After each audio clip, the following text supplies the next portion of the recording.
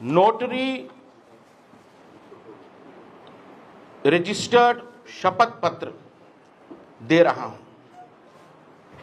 10 कदम गरीबी खत्म की नीति और नियत के साथ हम जनता के बीच इस शपथ पत्र को ले जा रहे हैं।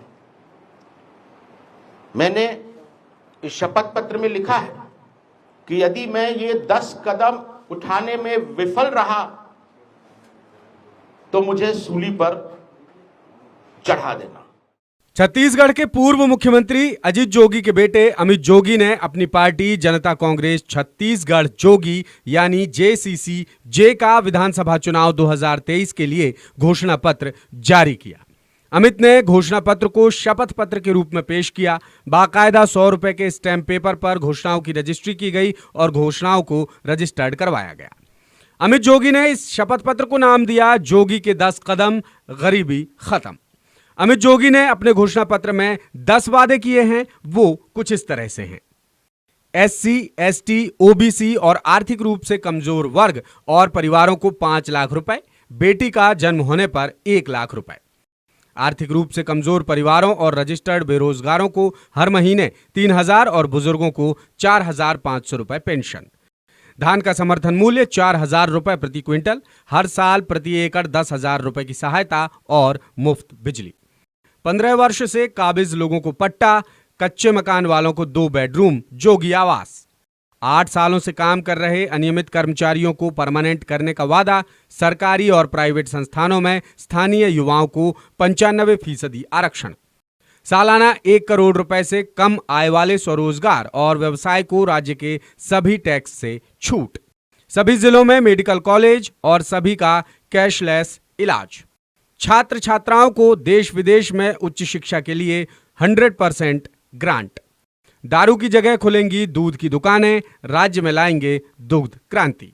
गिरौदपुरी, सोनाखान, राजिम और शिवरी नारायण धाम का 5,000 करोड़ रुपए की लागत से विश्व स्तरीय विकास कराने का वादा भी किया। इस मौके पर अमित जोगी ने बीजेपी और कांग्रेस दोनों के रिश्तों पर भी सवाल उठाए कि कांग्रेस भाजपा का रिश्ता दिन में वार और रात में प्यार वाला पति पत्नी का रिश्ता है।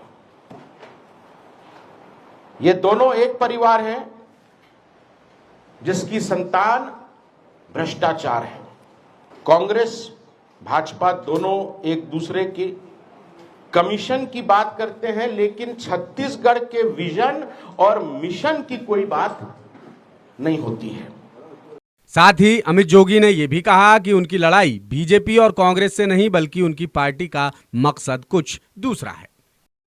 तो मेरी लड़ाई जो है वो ना कांग्रेस से है ना भाजपा से है। मेरी लड़ाई प्रदेश की गरीबी से है। हम तो इन दोनों राष्ट्रीय दलों से लड़ाई नहीं बल्कि उनकी विदाई करने के लिए जनता के बीच में जा रहे हैं।